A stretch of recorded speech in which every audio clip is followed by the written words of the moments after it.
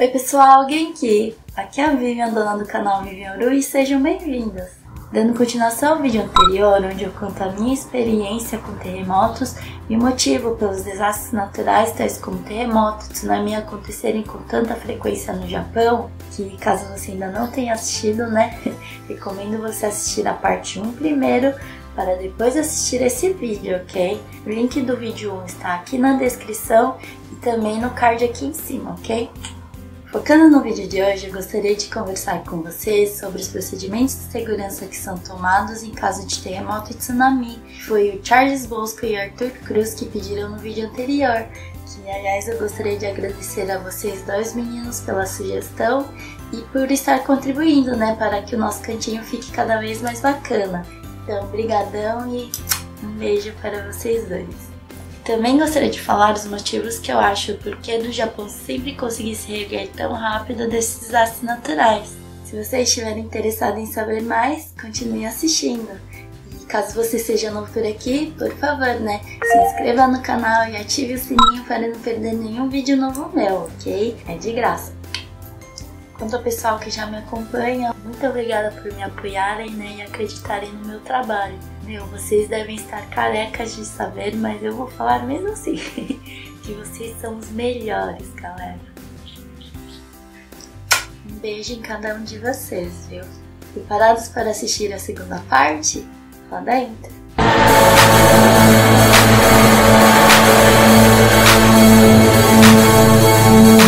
Como eu estava dizendo no vídeo anterior, o Japão é um país que vira e mexe acontece vários desastres naturais. Mas mesmo com todos esses desastres, como será que o Japão consegue se erguer sempre tão rápido? Não sei. Muitos de vocês devem lembrar do mais recente e mais intenso terremoto e tsunami da história do Japão, que aconteceu no dia 11 de março de 2011, que devastou vários lugares do país.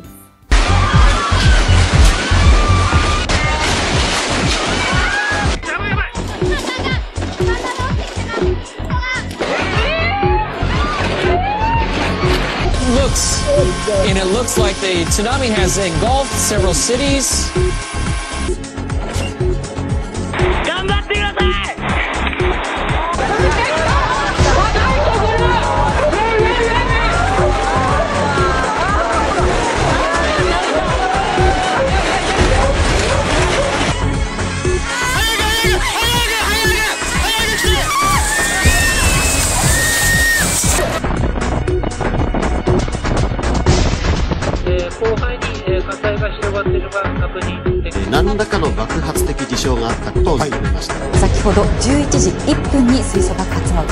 Vocês sabiam que só no ano de 2011 aconteceram 10.681 terremotos? Porra! Tudo isso? O terremoto de 9.0 e o tsunami de mais de 10 metros que aconteceu no dia 11 de março, ele destruiu a região nordeste do Japão, causando 15.894 mortes e 2.561 desaparecidos, e um valor de 250 bilhões de dólares de prejuízo. E pasmem, os japoneses são tão eficientes que em menos de um ano nem parecia que havia acontecido algo tão devastador nesses locais. A rapidez e eficiência desse país é realmente algo surpreendente e exemplar. O Japão é um país super organizado e talvez pelo fato de ter que conviver com os desastres naturais desde sempre, cada vez mais foram se aprimorando na parte de conscientização, prevenção de danos maiores e reconstrução. E para explicar o que os meninos pediram sobre os procedimentos de segurança que são tomados em caso de tsunami e terremoto, a população é preparada e educada desde cedo para a situação de emergência. Falando primeiro em caso de terremoto, havia sempre treinamento contra incêndio e terremoto em todas as escolas que frequentei, e no serviço não era diferente. Íamos para a escola de capacete e na sala de aula tínhamos por perto o Bolsaizukin, que é tipo um capuz de tecido bem fofinho para protegermos a cabeça. Nesses treinamentos eles ensinam para não sairmos para fora desesperadas caso estivermos em um local seguro e resistente a terremotos, e tentar deixar a porta aberta para garantir a saída de emergência. Proteger a cabeça e se esconder em lugares como debaixo da mesa é aconselhável. Caso contrário, devemos achar um lugar seguro que não há perigo de cair nada em cima, e de preferência fazer isso sem pirar. Em seguida, se dirigir para o local de abrigo determinado pela municipalidade, que geralmente fica próximo de sua casa. As pessoas que têm a casa destruída normalmente ficam refugiadas nesses lugares até as coisas se acertarem. Planejar a melhor rota de fuga é necessário também, seja você estando na casa, no trabalho, na escola ou na rua. Eles também recomendam prender os móveis na parede para não correr o risco deles tombarem em cima da gente. As casas são construídas de uma forma mais resistente ao tremor. Eles utilizam uma tecnologia moderna que reforça as estruturas das construções. O fato da casa ter uma forte resistência aos terremotos ou estar localizada em um lugar seguro ou não, acaba sendo pontos super importantes na hora da compra da casa própria. Quando os meus pais estavam pesquisando casa no Japão, vimos que os vendedores davam bastante destaque para esses itens na hora da venda. E é absolutamente necessário ter um kit de sobrevivência, que tenha água, mantimento, kit de primeiros socorros, capacete, lanterna, papel higiênico, etc. Que dure pelo menos entre 3 a 7 dias. Que dizem que para o socorro chegar, geralmente leva uns 3 dias. Então, você precisa ter, para se manter até lá. E dizem que, é bom você deixar espalhados pela casa, depois não sabe onde você vai estar na hora que, o terremoto ocorrer. E também, caso você mora em um lugar que aconteça com frequência, você deixa separado o essencial que você possa, carregar consigo mesmo e mandar uma parte para algum familiar ou amigo que mora em outro lugar, do Japão, que aí, caso acontecer, eles possam te enviar. As informações geralmente são obtidas através das TVs, rádios e pelos celulares, que possuem um serviço especial para casos de desastres, onde as pessoas podem deixar um recado avisando que está tudo bem.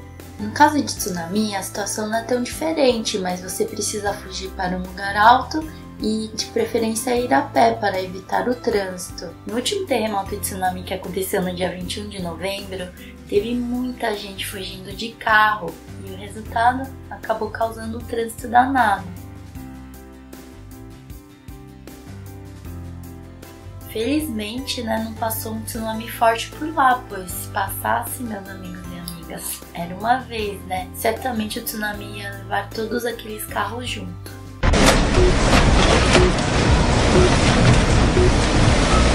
Fugir de carro parece ser mais rápido, mas não é bem assim. Diferente do terremoto, o tsunami tem como prever. Então, assim que sai o alerta, você tem que fugir para um lugar bem alto e, de preferência, carregando o seu kit de sobrevivência, pois, vai saber se sua casa vai estar lá inteira depois que o tsunami passar. O governo possui instituições onde eles estudam e pesquisam os desastres naturais, tentando sempre achar uma melhor forma de prevenir e diminuir os riscos e danos, e educando a população desde cedo evita o caos. Muita gente critica, que os japoneses são frios, mas vocês já viram como eles agem em situações como essa? Solidariedade total.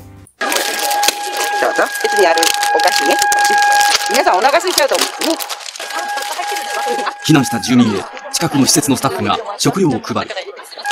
何かお腹に入れないとね。 Você não vê gente roubando, saqueando, furando fila ou pegando um monte de produtos sem pensar no outro, É incrível como eles conseguem manter a organização, ordem e respeito, mesmo nas piores situações. Pensar no bem-estar do próximo é muito da cultura deles. Ter toda essa preparação, planejamento, colaboração da população, talvez seja o segredo do Japão conseguir se erguer tão rápido dos desastres naturais. Como vocês acham que seria se acontecesse esse tipo de desastre natural aqui no Brasil? Vocês acham que conseguiríamos nos virar no meio de uma tragédia como essa? E você que mora aí fora, como você acha que as coisas seriam ou como são, aí no país que você mora? Por favor, deixe aqui nos comentários as opiniões de vocês. É tanta informação que foi simplesmente impossível de fazer um vídeo curto. E peço desculpas, pra você que não curte vídeo longo, mas vocês sabem, Aqui no canal eu gosto de compartilhar tudo que eu sei com vocês. Como vocês curtiram a primeira parte, acabei me empolgando um pouquinho com a segunda. Mas espero de coração que vocês tenham gostado, pois eu fiz com muito carinho, viu? E agora, para o mini quadro, eu gostaria de ensinar essa frase aqui que o Arthur Cruz gostaria de aprender. Essa frase aqui. ele gostaria de aprender a frase eu adoro. E ele pediu também, né, para que desse um exemplo usando essa frase.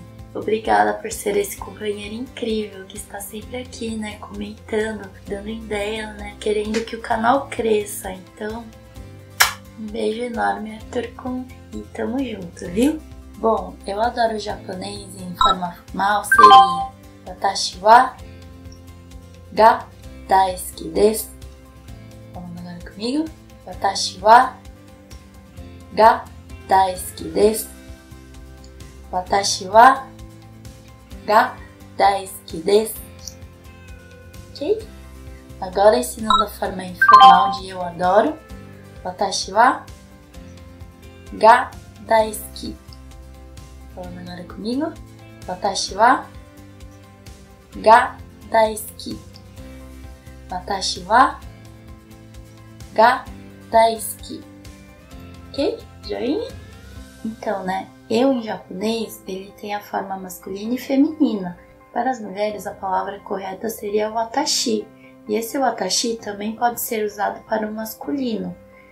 Mas geralmente, né, são pessoas mais adultas que usam, né? E quando você é mais novo, geralmente os meninos se referem a eles mesmos, né? Como boku ou ore. Ore é uma forma mais despojada, um pouquinho mais agressiva, né? Então eu vou ensinar o boku, né? Que fica mais bonitinho. Então ensinando eu adoro, usando, né, o eu masculino, da forma formal seria boku wa ga daisuki desu. Falando agora comigo. Boku wa ga daisuki desu. Boku wa ga daisuki desu. Ok? Então agora em forma informal seria boku wa ga daisuki. Falando agora comigo. Boku wa ga daisuki. Boku wa ga daisuki. Então, montando agora um exemplo, eu vou ensinar eu adoro o Japão. Primeiro da forma formal, ok? Watashi wa Nihon ga daisuki desu. Falando agora comigo. Watashi wa Nihon ga daisuki desu. Watashi wa Nihon ga daisuki desu. Ok? Agora falando da forma informal. Watashi wa Nihon ga daisuki. Falando agora comigo. Watashi wa Nihon ga daisuki. Watashi wa Nihon ga daisuki. Ok? Então agora, né, eu adoro o Japão, da forma masculina, né? Do jeito formal seria boku wa Nihon ga daisuki desu. Falando agora comigo. Boku wa Nihon ga daisuki desu. Boku wa Nihon ga daisuki desu. Então agora da forma informal masculina seria boku wa Nihon ga daisuki. Falando agora comigo. Boku wa Nihon ga daisuki. Boku wa Nihon ga daisuki. Ok, pessoal? Espero que não tenha ficado muito confuso. Por favor, né, deixe aqui nos comentários as próximas palavras ou frases que vocês gostariam de aprender, ok? Conto com vocês. Então a parte 2 do vídeo fica por aqui. Não se esqueçam de se inscreverem no canal caso você ainda não seja inscrito, né? E ative o sininho para não perder nenhum vídeo novo meu, hein? Por favor. Ajude a colega aqui. Então, muito obrigada por terem assistido até o final, galera. Espero que tenham gostado, né? Espero poder ver todos vocês no próximo vídeo, que vai ser no dia 30 para fechar o ano com chave de ouro, ok? Um beijo enorme e matané!